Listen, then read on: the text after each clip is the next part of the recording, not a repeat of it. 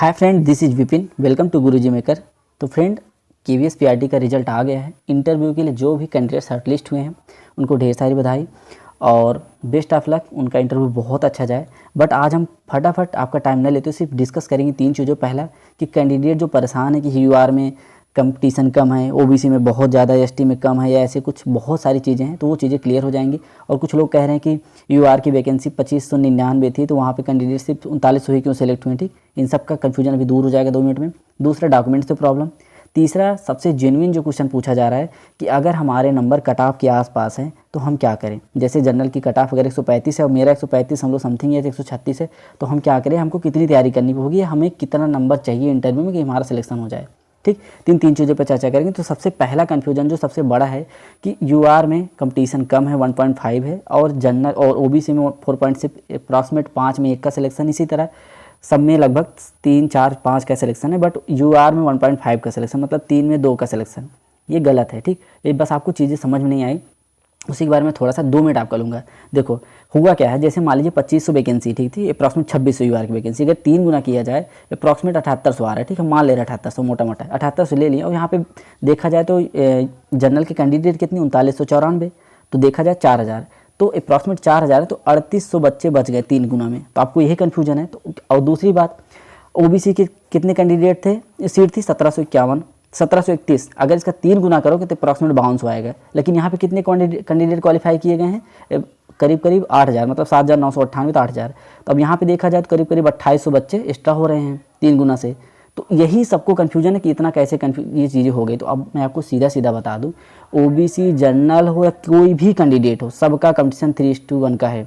उसका रीज़न है, जैसे यहाँ पे देखा गया 3994 बच्चे जो थे वो जनरल, जो मतलब शेड्यूल मतलब अपर कास्ट में आते हैं, उनकी बात हो गई है 3994 यहाँ पे। उसके बाद यहाँ पे जो कैंडिडेट, अब भी यहाँ पे 7800 ही कैंडिडेट यूआर में क्वालिफाई हुए हैं अनरिजर्व में। उसका रीज़न ये है कि ओबीसी के 5200 के अलावा जो बच्चे गए हैं ना, करीब 2600-2700 बच्चे सीधा के सीधा इसी में आके गए हैं, इस 3800 में घुसे हैं। मतलब इस जो 7800 वैकेंसी होनी चाहिए थी यूआर की, 7800 सीटें होनी चाहिए थी, उसी में जाके गए हैं। कुछ ऐसे एसटी के गए हैं, कुछ एससी के, कुछ ईडब्ल्यूएस के भी गए हैं। तो आप इस चीज़ को समझिए। तो रेशियो सब जगह सेम है। अगर 2599 वैकेंसी यूआर की है तो वहाँ पे 7800 कैंडिडेट हैं।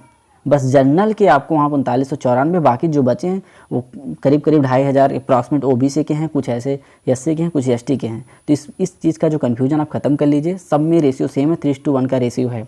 लेकिन ये है कि बहुत बड़ा रोल फैक्टर मतलब हो जाएगा इंटरव्यू, क्योंकि इंटरव्यू कुछ जो यूआर में है, मतलब जो ओबीसी कैंडिडेट जनरल में, अभी वो नीचे भी आ सकते हैं, क्योंकि जो बॉर्डर पे होंगे उनका इंटरव्यू अच्छा नहीं है तो ओबीसी में भी चले जाएंगे, और कुछ जो बॉर्डर पे हो वो चले जाएंगे जनरल में। ठीक, तो ये चीज़ आपको समझना होगा। तो देखा जाए रेशियो सब जगह सेम है, तो इसके लिए कन्फ्यूजन नहीं होना चाहिए। जिसको पर्सनली और जाना मैं बता दूंगा। दूसरी चीज़ डॉक्यूमेंट प्रॉब्लम को लेकर, तो देखो भाई, डॉक्यूमेंट प्रॉब्लम अगर आप अभी तक है, अगर नहीं बन पा रहा है तो छोड़ दीजिए, क्योंकि अगर आप जेन्युइन कैंडिडेट हैं तो आपका इंटरव्यू होगा, वहाँ आपको नहीं रोका जाएगा। बाकी 2-3 चीज़ें होती हैं, जैसे छोटा मोटा है तो इग्नोर कर दिया जाएगा। अगर कुछ बड़ी प्रॉब्लम्स को एफिडेविट आप बनवा लीजिए। अब एफिडेविट बनवाना कैसे, तो आप तहसील में जाइए, उनको सारी प्रॉब्लम बता दीजिए, आपको कुछ नहीं बताना होगा, एफिडेविट बना के आपको दे देंगे।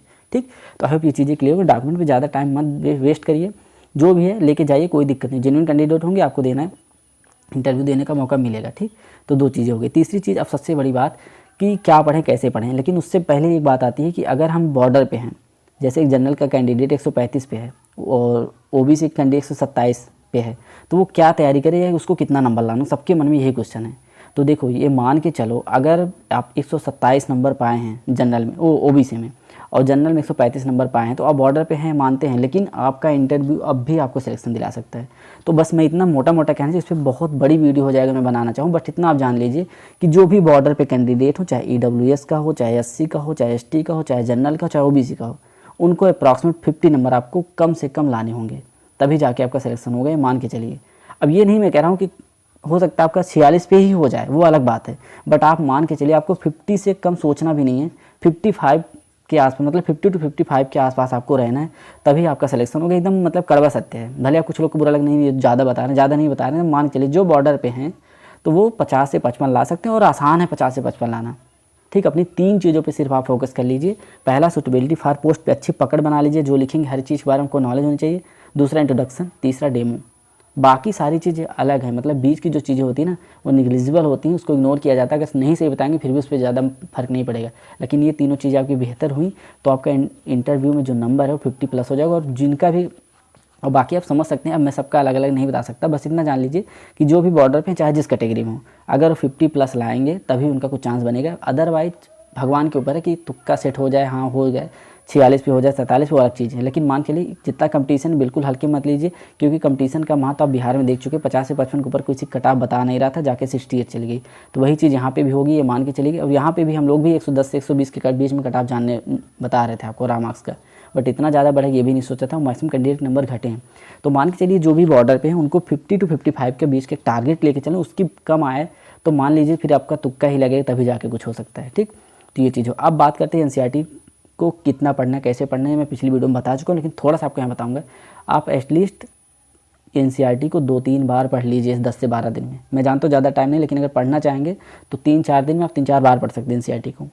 दूसरी चीज़, अब यहाँ पे आपके पास समय नहीं, कोई नया चीज़ पढ़िए, जितना पढ़े उतना सफिशिएंट है, कहीं से भी पढ़िए उतना सफिशिएंट है। अब आप सिर्फ और सिर्फ प्रैक्टिस कीजिए, प्रैक्टिस जितना हो पाए प्रैक्टिस, चाहे वो डेमो का हो चाहे अपना इंट्रोडक्शन का, 2 चीज़ पे पकड़ अच्छी बनाई। बाकी क्योंकि बीच में क्या चीज़ें होंगी किसी को नहीं पता, उसका लिमिटेड क्राइटेरिया है ही नहीं कहाँ से क्वेश्चन पूछा जाएगा।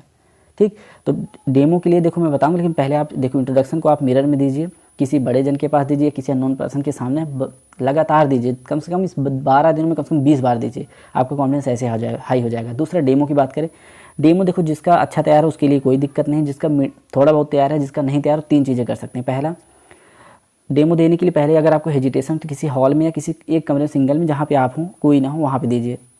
ठीक, अब देखिए ये शेड्यूल में बता रहा हूँ, दिन में ये 3 चीज़ें होनी चाहिए। पहला, आप एक नॉर्मल हॉल में दीजिए जहाँ पे कोई ना हो। फिर थोड़ी सी तैयारी होने के बाद किसी 2-3 जन को बैठा लीजिए जिसको आप जानते हैं, वहाँ पे इंट्रोडक्शन वो अपना डेमो दीजिए।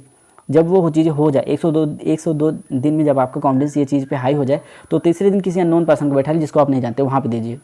मैं गारंटी ले रहा हूँ कि 4 दिन भी आप ये चीज़ें कर लिए ना, 5वें दिन जब आप किसी अननोन पर्सन के सामने इंट्रोडक्शन देंगे, वो डेमो देंगे अपना, आपको बहुत ही बेहतरीन डेमो होगा एज़ कम्पेयर टू उनके जो जाके किसी इंस्टीट्यूट में तैयारी कर रहे हैं या कहीं पे कोचिंग ले रहे हैं। ठीक, तो आप इस चीज़ को समझिए, सेल्फ स्टडी बहुत इंपॉर्टेंट है। 10 दिन में कहीं दौड़ भाग मचाने से बेहतर है जो चीज़ें मैं बता रहा हूँ, अगर आपको सही लगे तो फॉलो करिए।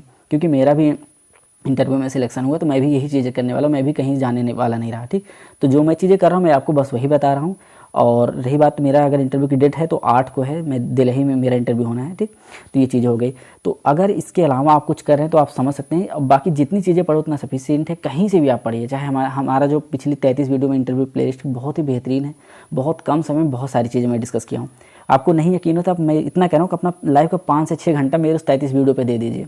ठीक, 5 से 6 घंटे में पूरा 33 वीडियो खत्म हो जाएगा। और उसके बाद आपका जो कॉन्फिडेंस होगा, आप खुद हमसे बताइए कि एक भी चीज़ ऐसी इंटरव्यू से रिलेटेड नहीं जो छूटेगी।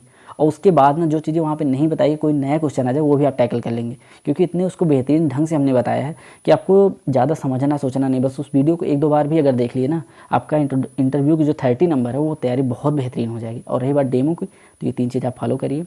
और मैं बिल्कुल ये जोर नहीं दे रहा, मेरा आप पढ़िए, अगर आपको सही लग रहा हो तो पढ़िए। और मैं इतना कह सकता हूँ कि अगर आप मेरे उस 33 वीडियो को एक बार देखेंगे तो आपका कॉन्फिडेंस बहुत हाई होगा और 5 से 6 घंटे में ख़त्म हो जाएगा। बहुत कम समय में जेन्युइन चीज़ें बताया हूँ, 10-10 मिनट की वीडियो में इतनी बड़ी बड़ी चीज़ें बता दी हूँ, कहने की बात नहीं, आप देख सकते हैं प्लेलिस्ट में आके। ठीक, तो और फिर मैं कह रहा हूँ, मैं बिल्कुल नहीं कि मेरा आप पढ़िए, अगर आपको सही लग रहा हो बिल्कुल करिए। बहुत ही अच्छा कंटेंट, मैं खुद वही कर रहा हूँ। ठीक, तो आई होप सारी चीज़ें क्लियर हो। कोई कन्फ्यूजन आप हमसे कमेंट बॉक्स में पूछिएगा। और हो सकता है नेक्स्ट 1 हफ्ते में कुछ कम वीडियो डाल पाऊँ, जो मुझे लगे कि इंपॉर्टेंट मैं उसको ज़रूर डालूंगा, या कुछ आप लोग का कमेंट रहेगा उसको जरूर डालूंगा। बट ये है कि वीडियो अब कम पड़ेगी, मुझे अपनी प्रिपरेशन करनी है। ठीक, आई होप सारी चीज़ें क्लियर होंगी। ऐसे इन्फॉर्मेटिव वीडियो के लिए हमारे साथ बने रहो, हमारे चैनल को सब्सक्राइब करें। थैंक यू, जय हिंद।